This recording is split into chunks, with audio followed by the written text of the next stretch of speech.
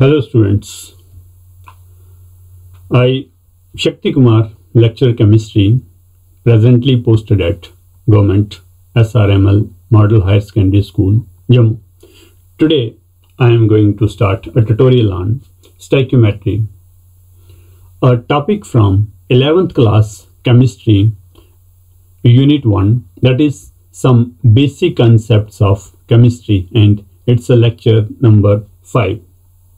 So let's start the topic. So stoichiometry. What is stoichiometry? Stoichiometry is quantitative relationship between reactants and products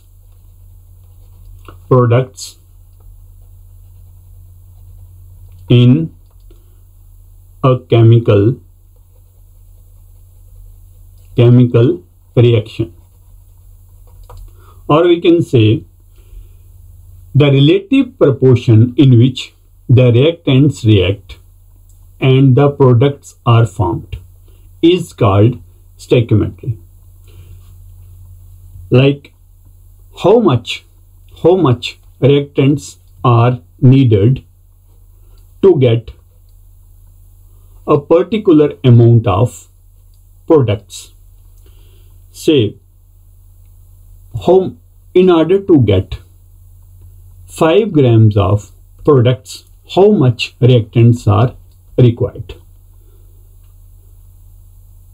Now, in order to understand mathematically how everything in an equation relates to each other, let's take a simple example.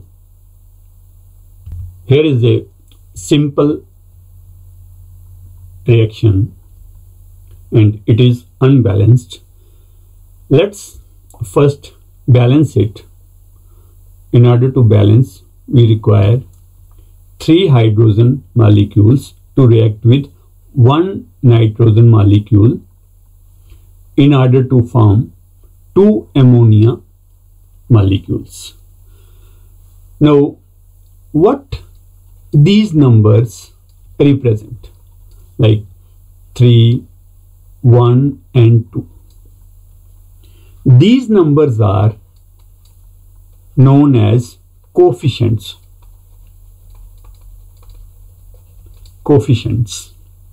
And what coefficients represent?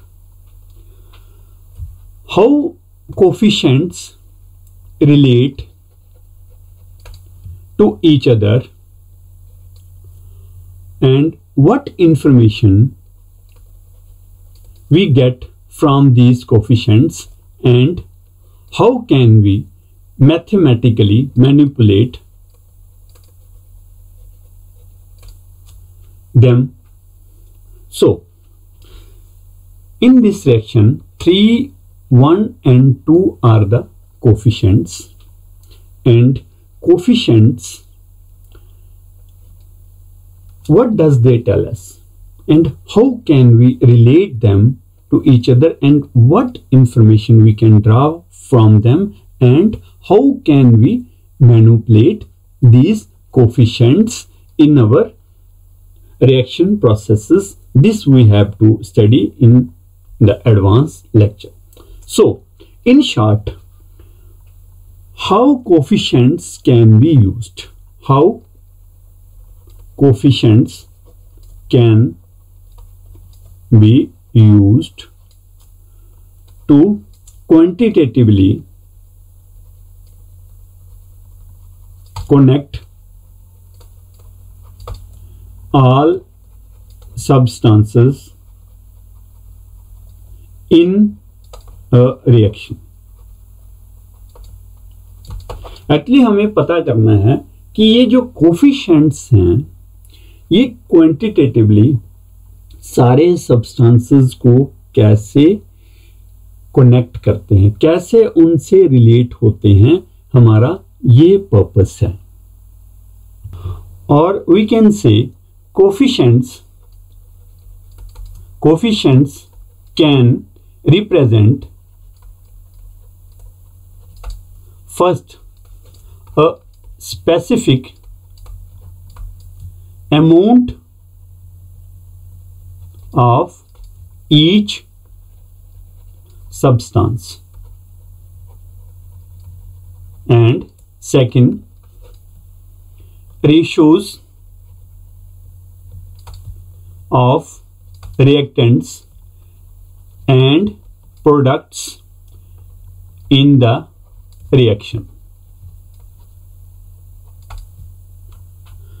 So क्या करते हैं coefficient represent करते हैं एक specific amount of each substance, किसी substance का कितना amount चाहिए, चाहे वो रिएक्टेंट है या वो प्रोडक्ट है, उसका कितना अमाउंट चाहिए, और ratios of reactants and products in the reaction. मान लो ये जो रिएक्शन हमने ऊपर लिखी है, इसमें हमें 3 पार्ट जो हाइड्रोजन के चाहिए और 1 पार्ट चाहिए नाइट्रोजन का। 3 पार्ट हाइड्रोजन मॉलिक्यूल्स के और 1 पार्ट नाइट्रोजन मॉलिक्यूल का, in order to get 2 parts of ammonia molecule. This is the basic crux of this. So आगे चलते हैं। Now same reaction again. In this reaction, as we have seen earlier, the ratio is 3:1:2. This is the basic ratio. Now 3 hydrogen molecules, say 3 hydrogen molecule, 1 hydrogen molecule, 2 hydrogen molecule and 3 hydrogen molecules, when react with 1 nitrogen molecule, say these 3 molecules collide with this 1 nitrogen molecule and they form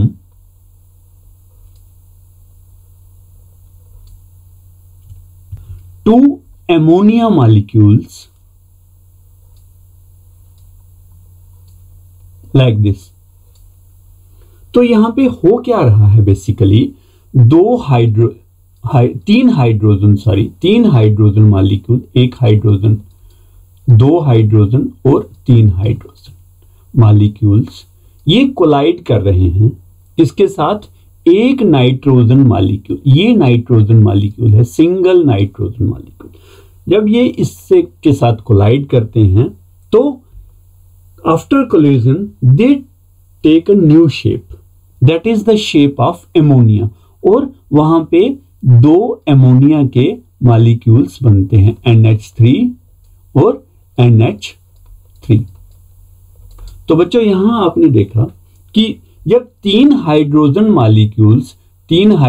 molecules collide करते हैं एक nitrogen molecule के साथ, तो after collision we get 2 new molecules that are the molecules of ammonia. So finally we can say when 3 hydrogens collide with 1 nitrogen molecule and 2 ammonia molecules are formed. So we can have large number of masses too, and coefficients tell us only the ratio of individual reactants and products.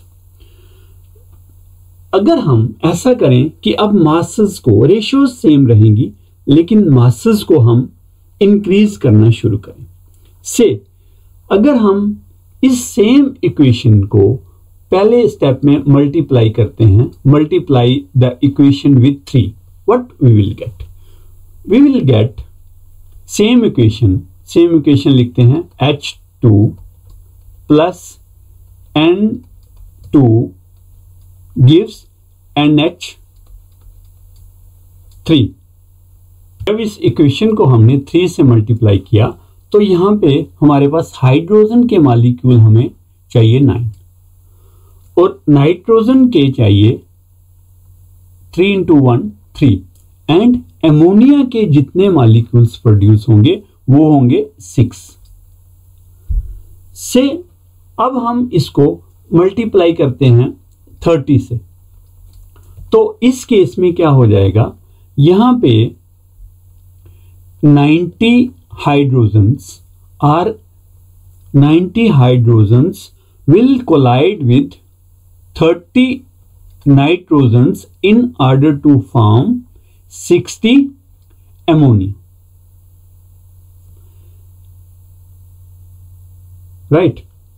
यहां पे 90 hydrogen when collide with 30 nitrogen will get 60 ammonia molecule. अब अगर हम इसको multiply करते हैं से 300 से मल्टीप्लाई करते हैं, तो अब हमारे पास कितने हाइड्रोजन चाहिए। जब इसको मल्टीप्लाई करेंगे 300 से तो हमें 900 हाइड्रोजन चाहिए और उसके साथ चाहिए हमें 300 nitrogen in order to form 600 ammonia molecules. तो हम यहां पे देख रहे हैं जैसे जैसे हम रेशियोज को बढ़ा रहे हैं वैसे वैसे रिएक्टेंट्स और प्रोडक्ट्स साइमल्टेनियसली बढ़ रहे हैं। अब फाइनली अगर हम सेम रिएक्शन लेते हैं H2 plus N2 and it will give NH3, लेकिन यहां पे अब हम जो क्वांटिटी लेंगे, जो रेशियो लेंगे, अब रेशियो तो यहां पे वैसे तो रेशियो हमें चेंज नहीं करनी है, लेकिन हम क्वांटिटी को इंक्रीज कर रहे हैं। तो हमें अगर 3 मोल्स ऑफ हाइड्रोजन लें तो हमें उसके लिए रिक्वायर्ड है 1 mole of nitrogen and it will form 2 moles of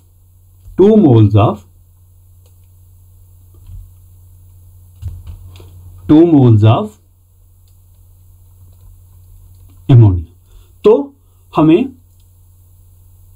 3 mole hydrogen के लिए चाहिए 1 मोल नाइट्रोजन का, और हमें जो प्रोडक्ट मिलेगा वो मिलेगा 2 मोल एमोनिया के। तो इसका कहने का मतलब है जब 3 मोल हाइड्रोजन के रिएक्ट करेंगे 1 मोल नाइट्रोजन के साथ तो हमें मिलेंगे 2 मोल एमोनिया के। तो ये हमने एक इसका ब्रॉडर व्यू देखा कि रेशियोज जो हैं वो कैसे रिलेट होती हैं सब्सटेंसेस के साथ, दैट इज रिएक्टेंट्स और प्रोडक्ट्स के साथ हम रेशियोज को कैसे रिलेट करते हैं। एक बार फिर से इसको रिवाइज कर लेते हैं।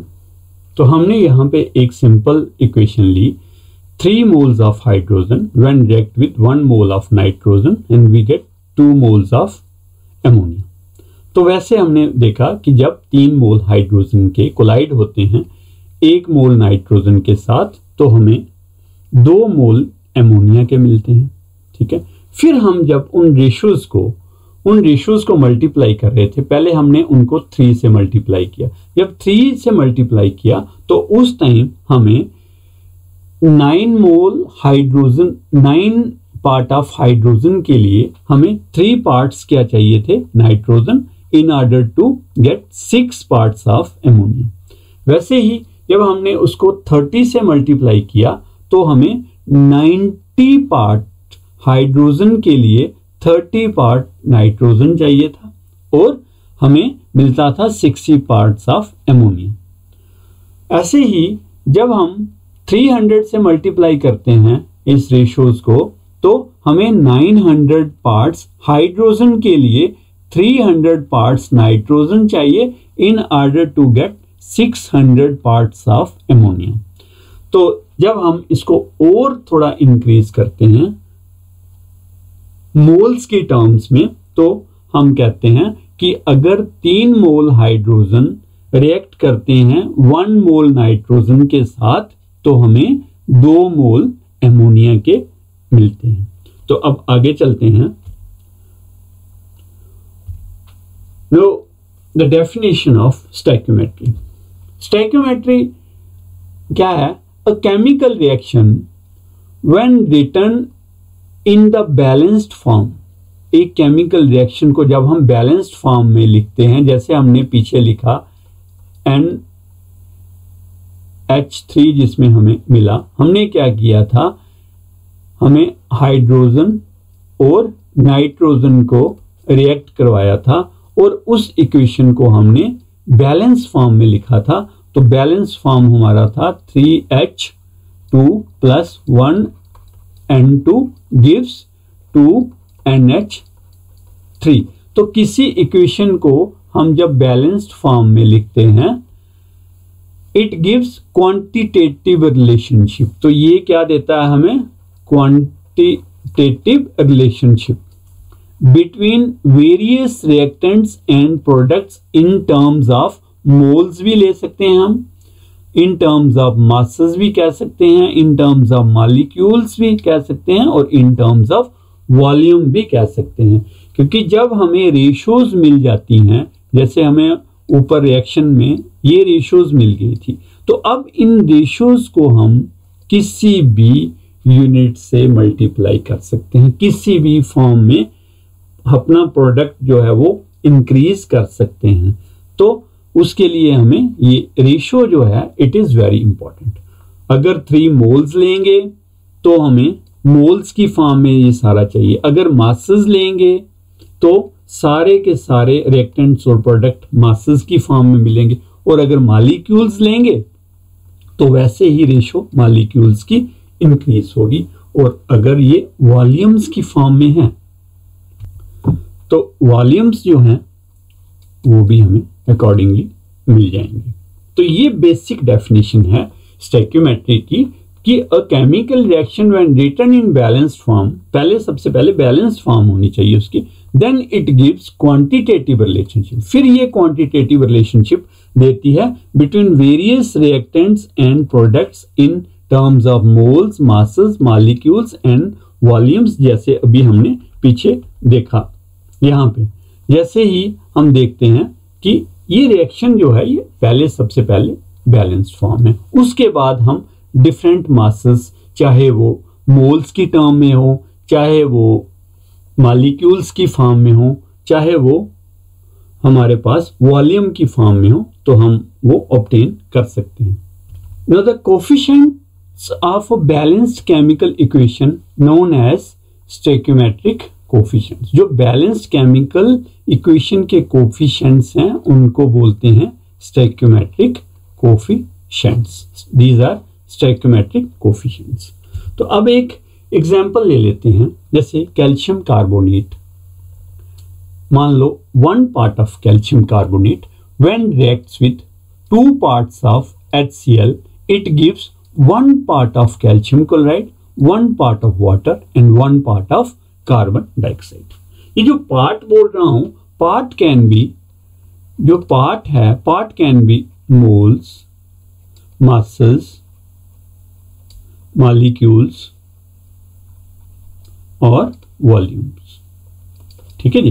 तो जब हमें एक पार्ट कैल्शियम कार्बोनेट का लिया और 2 पार्ट HCl के लिए, तो हमें क्या मिलता है? 1 पार्ट कैल्शियम क्लोराइड का मिलता है, 1 पार्ट वाटर का मिलता है और 1 पार्ट मिलता है कार्बन डाइऑक्साइड का।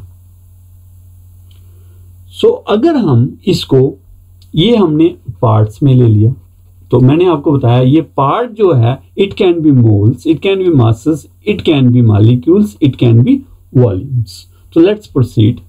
तो जब हम इस इक्वेशन में हम जो पार्ट मैंने आपको बोला था, part can be moles, part can be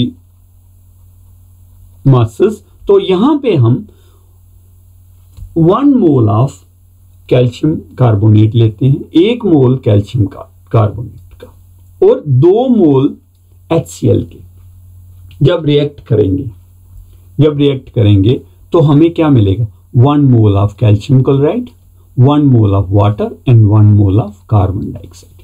ये जो पार्ट है दिस इज इंपॉर्टेंट, ये मैंने आपको बोला यहां 1 2 1 1 1 रेशो वो सेम है, लेकिन हम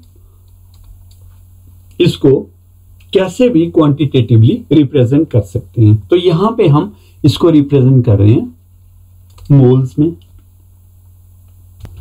तो चलिए नेक्स्ट हम अगर इसी को हम मासेस में रिप्रेजेंट करेंगे तो हमें क्या करना पड़ेगा? इसके जो मॉलिक्यूलर फार्मूला है कैल्शियम कार्बोनेट का, HCl का, वो हमें मासेस की फॉर्म में वो लिखना पड़ेगा। ठीक है, तो हम वो कैलकुलेट कर लेते हैं मॉलिक्यूलर फार्मूला और फिर देखते हैं ये कैसे रिलेट होते हैं।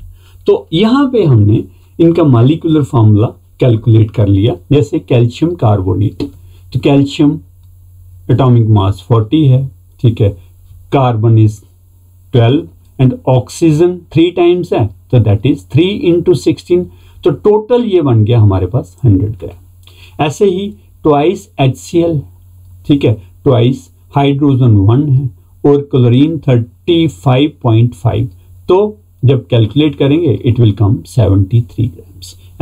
ऐसे ही कैल्शियम क्लोराइड 40 ग्राम प्लस 2 × 35.5, तो ये आता है 111 ग्राम्स। ऐसे ही वाटर का हमें मालूम है 18 ग्राम्स है और कार्बन डाइऑक्साइड जो है वो 44 ग्राम्स है।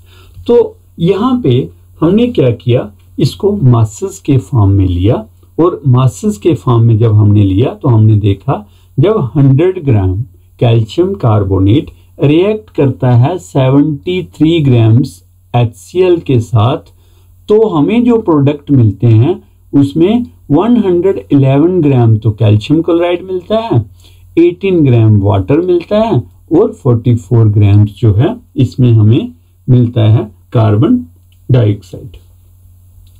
तो थोड़ा आगे चलें तो हम देखते हैं कि अब इसको आपने लिखना कैसे है। इस पहले वाले को, फर्स्ट जो केस है हमारा, इसको हम लिखेंगे 10 1 mole of calcium carbonates when reacts with 2 moles of HCl to give 1 mole of calcium chloride, 1 mole of water and 1 mole of carbon dioxide। तो सिंपल है, जैसे हमने ऊपर किया वैसे ही इसको हम वर्ड्स में लिख सकते हैं कि when 1 mole of calcium carbonate reacts with 2 moles of HCl, it gives 1 mole of calcium chloride, 1 mole of water and 1 mole of carbon dioxide। Similarly, second case जो है हमारा, उसमें हम देखते हैं कि when 100 grams of calcium carbonate, ये 100 grams of calcium carbonate reacts with 73 gram of HCl, यहाँ पे 73 ग्राम HCl के साथ रिएक्ट कर रहा है, to give us 111 grams of calcium chloride and 18 grams of water, 18 grams of water मिलता है and 44 grams of carbon dioxide। तो इसके बाद हम देखते हैं कि इसको जनरलाइज कैसे करें। अब हमने क्योंकि न्यूमेरिकल प्रॉब्लम्स करनी है तो इस सब को जनरलाइज करें ताकि आप न्यूमेरिकल प्रॉब्लम्स को सॉल्व कर सको। तो देखते हैं general methods of calculation. General method of calculation में पहले क्या है, सबसे पहले मैंने आपको बताया कि जो भी इक्वेशन है उसको आप क्या करो, एक बैलेंस्ड फॉर्म में लिखो। जो केमिकल इक्वेशन है उसको कैसे लिखना है आपने, balanced, right balanced chemical equation. ये फर्स्ट स्टेप है हमारा, ठीक है जी। और दूसरा स्टेप क्या है, right number of moles and masses. वो अपने क्लियरली लिखने हैं कि नंबर ऑफ मोल्स कितने हैं या मासेस कितने हैं, वो इक्वेशन में क्लियर होनी चाहिए। और अगर सब्सटेंस गैसियस फॉर्म में है तो उस टाइम हमने मोल को रिप्लेस कर देना है किससे, 22.4 लीटर से। ये आपने माइंड करना है। और फाइनली आपने यूनिटरी मेथड लगा के कैलकुलेशन कर लेनी है। चलिए अब एक प्रॉब्लम देखते हैं, छोटी सी, बड़ी सिंपल सी प्रॉब्लम है। इसको मैं क्वेश्चन 1 रखूंगा। तो इसमें क्या है, to calculate the amount of water in grams. Water जो है हमने, water that is H2O, H2O किसमें, ग्राम्स में। Calculate the amount of water in grams produced by combustion of what, 16 grams of methane। मतलब कि 16 grams of methane बर्न हो रही हैं, Burns 16 grams of methane when burns, how much water is produced, how much water is produced। ये question है कि जब 16 ग्राम methane जो है बर्न होती है in presence of oxygen naturally, तो कितना वाटर प्रोड्यूस होता है। तो देखते हैं इसको कि बैलेंस सबसे पहले तो हमें एक बैलेंस केमिकल इक्वेशन चाहिए। यहां पे हमने देखा कि मीथेन जो है, मीथेन लिया, फिर हमने लिया ऑक्सीजन, कार्बन डाइऑक्साइड और वाटर। तो जब मीथेन बर्न कर रही है इन प्रेजेंस ऑफ ऑक्सीजन, तो हमें क्या मिलता है, कार्बन डाइऑक्साइड और वाटर। लेकिन हमारी जो प्रॉब्लम है उसमें हमें बताना है कि जब 16 gram of methane, 16 gram of methane जो है बर्न होती है, कितने ग्राम, 16 ग्राम्स ऑफ मीथेन बर्न होती है, तो यहां पे हमें वाटर कितने ग्राम्स मिलता है। 16 ग्राम ऑफ मीथेन जब बर्न होती है तो कितने ग्राम वाटर प्रोड्यूस होता है। तो अगर हम 1 मोल ऑफ मीथेन लें, मीथेन का 1 मोल लेते हैं, ठीक है जी। तो हम यहां पे इनकी रेशियोज देखें पहले। मीथेन की रेशियो क्या है, 1, ऑक्सीजन की रेशियो क्या है, 2, कार्बन डाइऑक्साइड की रेशियो क्या है, 1, और वाटर की रेशियो क्या है, 2।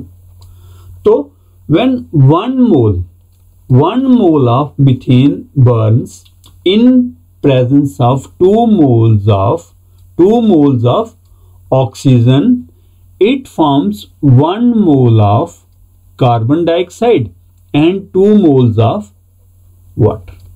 ये क्लियर है कि जब 1 मोल मीथेन का 2 मोल ऑक्सीजन की प्रेजेंस में बर्न होते हैं, तो हमें क्या मिलता है, 1 मोल कार्बन डाइऑक्साइड का और 2 मोल मिलते हैं हमें वाटर के। तो 1 मोल जो मीथेन है वो कितना है, गिवन है हमें, कितना, 16 ग्राम। और यहां पे 2 मोल्स ऑफ वाटर का पता है हमें, 2 × 1 + 16 विच इज 36 ग्राम्स। तो 2 मोल्स ऑफ वाटर कितना होता है, 36 ग्राम्स होता है। तो यहां से हमें क्लियर है कि जब 1 मोल ऑफ मीथेन बर्न होता है in presence of 2 moles of oxygen, it gives 1 mole of carbon dioxide. और जो वाटर प्रोड्यूस होता है वो 2 मोल्स होता है, which is equal to 36 grams of water. 36 gram, 2 mole जो हैं वाटर के वो किसके इक्वल है, 36 ग्राम्स ऑफ वाटर। तो यहां पे हमारे पास कितना वाटर आया, 36 ग्राम्स। ठीक है जी। तो आप देख सकते हो यहाँ पे फिर से एक बार कि जब 1 मोल मीथेन का बर्न होता है in presence of oxygen, it gives 1 mole of carbon dioxide and 2 moles of water and 1 mole of methane is 16 ग्राम। तो on burning it produces 36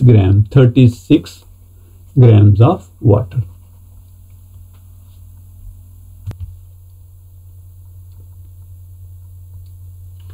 Same reaction, methane, 1 mole of methane, 2 moles of oxygen, when react they form 1 mole of carbon dioxide and 2 moles of water. ठीक है जी, ये same. अब हमें relate किसको करना है? हमें रिलेट करना है मीथेन को और कार्बन डाइऑक्साइड को, क्योंकि हमें जो प्रोड्यूस करनी है वो 22 grams of carbon dioxide produce करनी है, और उसके लिए हमें कितनी मीथेन चाहिए होगी।